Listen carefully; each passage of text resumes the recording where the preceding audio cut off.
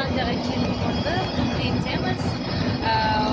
Ирландия бұл солтүстік Ирландиядан бөлек. Солтүстік Ирландияның астанасы Белфаст, ол деген Ұлыбританияның бір бөлігі, ал мына Ирландия бұл бөлек мемлекет. Менің қуанышыма орай визам бұл елге келуге жарайды екен. Сол үшін біз осы жерге келдік.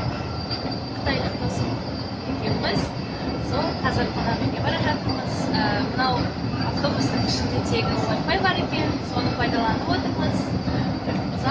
Ұзынан ұзақ, көптен ұзақ, тоннельдің ішімен кетіп бара жатыр. Мынау біздің Дублиндегі қонақ үйіміз. Біз кеше Шотландияда мынандай кішкентай төсекте екі адам әзер дегенде әйтеуір жатқанбыз, тіпті бұдан да кішкентай. Ал бүгін біз өте бақытты болып тұрмыз. Өйткені қараңыздар, 52 паундқа біз осындай әдемі, жақсы, ыңғайлы қонақ үй жалдадық.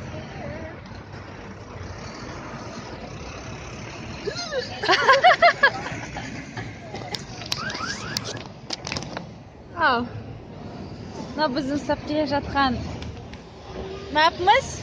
Қараңыздар, қанша автобус. Айтпақшы, бұл жақта метро жоқ екен. Сол себепті бұл жақта тек қана жер үсті пойызды қолданады. Және де осындай екі қабатты автобустар. Қызық, өте қызық. UK-де мүлдем бөлек.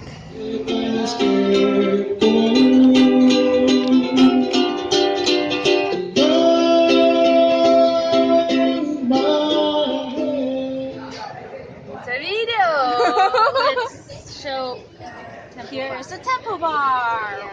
Do you like it? Yeah, I like it. We've been in the temple bar area. Yeah. And all in this area you can find so many bars and pubs.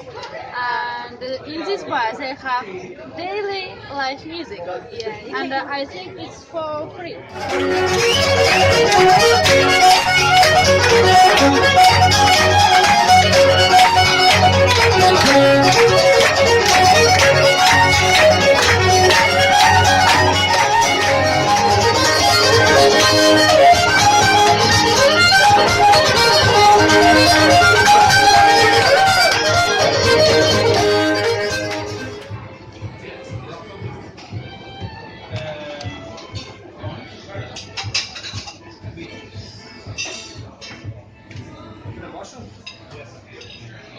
Ирландияның ұлттық тағамы мынау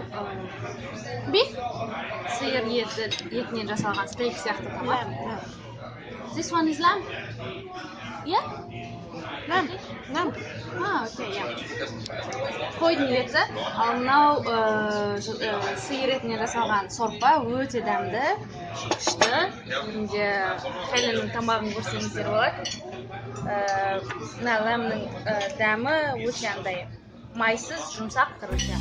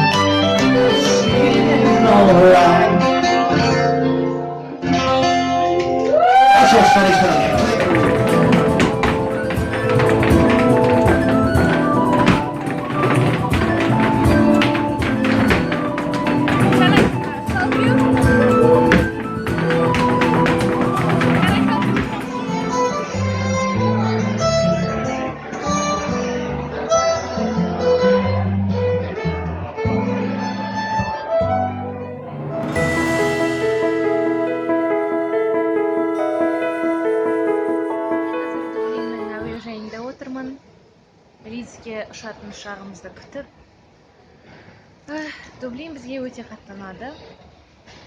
шынымды айтсам, сонша бір қатты әсер күтпеген едім. Негізі қиялыңда бір идеал жасап алып, көп нәрсе күтпесең, бәрі жақсы болатын сияқты. Дублиннен алған жалғыз естелігім мынадай магнит, тоңазытқышқа жабыстыратын. Бұны да кездейсоқ алдым, өйткені азын-аулақ евром қалды еді. Соны ауыстырайын десем паундқа. Тым аз деп алмай қойды. Сол үшін де осыны естелікке сатып алдым. Дублиндегі халық өте френдли дейді ғой, френдли. Бір нәрсе сұрасаң, бірден көмектесуге даяр тұрады екен. Тіпті автобусынан қалып қоя жаздаса да, сенің қасыңнан шықпай саған керекті мекен жайыңды тауып беруге асығады. Бұл жерде бізге осы жақтағы ирландықтардың дәстүрлі тағамдары ұнады. Және де дәстүрлі биімен ежелден келе жатқан музыкасы ұнады.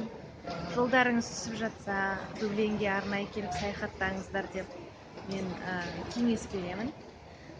Алла қаласа, мен тағы да қайтып келгім келеді.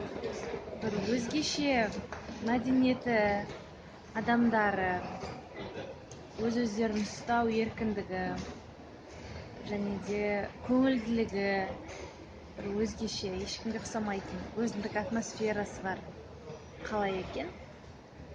Сол үшін де Дублинге үлкен алғыс айтам. Біз аздап шаршадық, өйткені Глазгода болдық, Шотландияның Инвернес деген қаласында болдық. 2,5 күн Лондонда болдық. Лондон өте суық болды, қатып қалдық. Енді Дублинде 1 күн болдық, бұйырса ертең 1 күнде Лидсте боламыз. Сосын автобуспен өзіміздің сүйікті эксетерге қайтадан қайтамыз. Қазір